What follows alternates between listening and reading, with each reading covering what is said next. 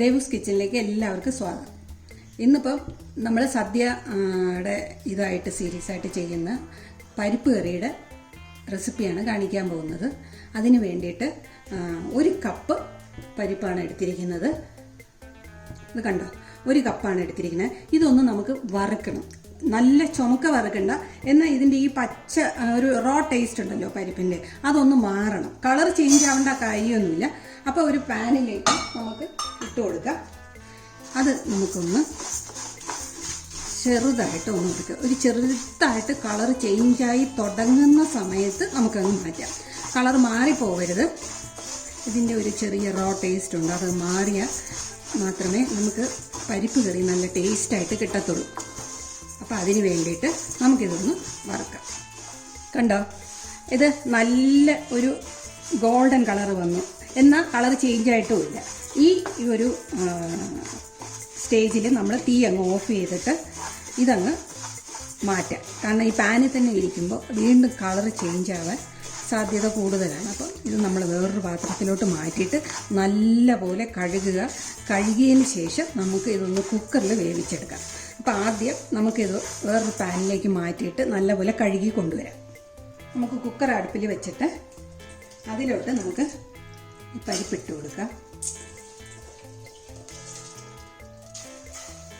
ഈ പരിപ്പിന് വേവാൻ ആവശ്യമുള്ള വെള്ളം, അതായത് നഖമൊക്കെ വേണം, കുറച്ച് കൂടുതൽ വെള്ളം ആയാലും കുഴപ്പമില്ല. ഒരു 3 കപ്പ്, 1 കപ്പ് പരിപ്പിന് ഞാൻ 3 കപ്പ് വെള്ളം ഒഴിച്ചിട്ടുണ്ട്. ഇളക്കി നോക്കിയിട്ട് നമുക്ക്, കാരണം ഇത് വെന്ത് വരുമ്പോഴത്തേക്ക് നല്ല കട്ടിയായിട്ട് വരും. കാരണം പിന്നീട് നമുക്ക് വെള്ളം അധികം ചേർക്കാത്ത വിധത്തിൽ നമ്മൾ ആദ്യമേ ഒന്ന് വെള്ളം ചേർത്ത് കൊടുത്തു കഴിഞ്ഞാൽ നമുക്ക് കറക്റ്റ് ആ പാകത്തിന് നമുക്ക് കിട്ടും. ഒരു 3/4 കപ്പ്, അപ്പോൾ ഒരു 3.25 കപ്പ് വെള്ളം ഒഴിച്ചിട്ടുണ്ട്. ഇത് കറക്റ്റായിരിക്കും. ഇതൊരു ഹൈ ഫ്ലെയിമിൽ 1 വിസിൽ വരിക, എന്നിട്ട് ഒരു മീഡിയം ഫ്ലെയിമിലേക്ക് മാറ്റിയിട്ട് 2 വിസിൽ. അപ്പോൾ ഇത് എന്നിട്ട് ഓഫ് ചെയ്ത് കഴിയുമ്പോൾ, തണുത്ത് കഴിയുമ്പോൾ അത് കറക്റ്റ് പാകത്തിന് വെന്ത് കണക്കായിട്ട് വരും. ഇത് നമുക്കൊന്ന് ക്ലോസ് ചെയ്യാം. 1 വിസിൽ വരുമ്പോൾ നമ്മളൊന്ന് തീ ചെറുതാക്കി കൊടുക്കുക, എന്നിട്ട് 2 വിസിൽ. അപ്പോൾ ഇത് വെന്ത് വരട്ടെ. ആ സമയം കൊണ്ട് നമുക്ക് ഇത് ഒരു 1/2 കപ്പ് തേങ്ങയുണ്ട്, 1/2 ടീസ്പൂൺ ജീരകം, 2 പച്ചമുളക്. ഇത് നമുക്ക് നന്നായിട്ട് നല്ല മഷി പോലെ, പേസ്റ്റ് പോലെ നമുക്ക് അരച്ചെടുക്കാം. ഈ പരിപ്പ് വേവുന്ന സമയത്ത് ഇത് അരച്ച് റെഡിയാക്കി നമുക്ക് വയ്ക്കാം. അപ്പം നമുക്ക് തുറന്നു നോക്കാം. ഇതിൻ്റെ സ്റ്റീമൊക്കെ പോയിട്ടുണ്ട്. നോക്കൂ, നന്നായിട്ട് നോക്കൂ, പരിപ്പ് നന്നായിട്ട് വെന്തിട്ട് കണ്ടോ. ഹൈ ഫ്ലെയിമിൽ 1 വിസിലും പിന്നെ മീഡിയം ഫ്ലെയിമിൽ 2 വിസിലും. പരിപ്പ് നന്നായിട്ട് വെന്തു. അപ്പോൾ വെള്ളം ഇത് പോരാ, കണ്ടോ, കട്ടിയായിട്ടുണ്ട്. അപ്പോൾ ഇതിലേക്ക് നമ്മൾ വെള്ളം ചേർത്ത് കൊടുക്കണം. 1 കപ്പും കൂടെ നമ്മൾ ചേർത്ത് കൊടുത്തിട്ടുണ്ട്. അതായത് നമ്മുടെ കൺസിസ്റ്റൻസി കറക്റ്റ് ആവുന്നവരെ എത്രയാണോ വെള്ളം എന്ന് വെച്ചാൽ അത് ചേർത്ത് കൊടുക്കുക. ഇരിക്കുമ്പോൾ വീണ്ടും കട്ടിയാകും. അപ്പോൾ അത് കണക്കാക്കി നമ്മൾ ചേർത്ത് കൊടുത്ത് ഇതാക്കുമ്പോഴത്തേക്ക് ശരിയാവും. അപ്പോൾ ഇതിലോട്ട് നമുക്ക് മഞ്ഞപ്പൊടി ഇട്ടും വേവിക്കാം, അല്ല ഇപ്പം ചേർത്ത് കൊടുത്താലും മതി. ഒരു 3/4 ടീസ്പൂൺ, 1/2 തൊട്ട് 3/4 സ്പൂൺ വരെ മഞ്ഞപ്പൊടി ചേർത്ത് കൊടുത്തിട്ടുണ്ട്. അപ്പോൾ തീ കത്തിക്കാം. നമുക്ക് അടുപ്പ് കത്തിച്ചിട്ടുണ്ട്.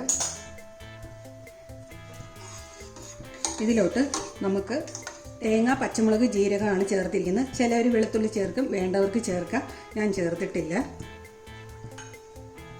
മിക്സി കൂടെ നമ്മൾ കഴുകിയാണ് ഏകദേശം 1 കപ്പും കൂടെ നമ്മൾ ചേർത്ത് കൊടുത്തിട്ടുണ്ട്. ഇത് നമുക്ക് നോക്കാം. ഇതിലേക്ക് പാകത്തിന് ഉപ്പ് ചേർത്ത് കൊടുക്കണം.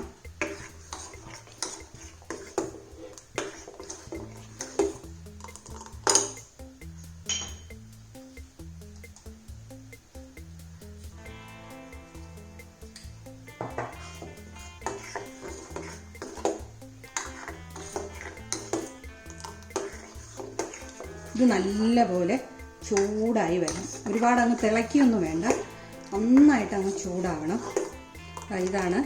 കുറച്ചും കൂടെ വേണമെങ്കിൽ നമുക്ക് ലൂസാക്കാം. കട്ടി കൂടുതൽ തിക്കായിട്ട് വേണ്ടാന്നുള്ളവർക്കാണെങ്കിൽ കുറച്ചും കൂടെ നമുക്ക് വെള്ളം ചേർത്ത് നമുക്ക് ഇത് കുറച്ചും കൂടെ ലൂസാക്കാം. അപ്പം ഞാൻ ഒരല്പം കൂടെ ചേർത്ത് കൊടുക്കുകയാണ്. ഇതുകൊണ്ട് ഇതിപ്പോൾ നന്നായിട്ട് ചൂടായി നമ്മൾ ഇറക്കി വെച്ചിട്ട് നമ്മൾ തണുത്ത് കഴിഞ്ഞ് നമ്മൾ കഴിക്കാൻ പാകത്തിന് ആ സമയമാകുമ്പോഴത്തേക്ക് ഇത് കറക്റ്റ് പാകത്തിനുള്ള തിക്നെസ് ആയിട്ട് വരും. അത് നോക്കൂ, കണ്ടോ, സൈഡിൽ നിന്നൊക്കെ ഇങ്ങനെ ഒരു തിള വരാനുള്ള ഒരു വട്ടം കണ്ടോ. ഈ സമയമാകുമ്പം നമുക്ക് തീ അങ്ങ് ഓഫ് ചെയ്യാം.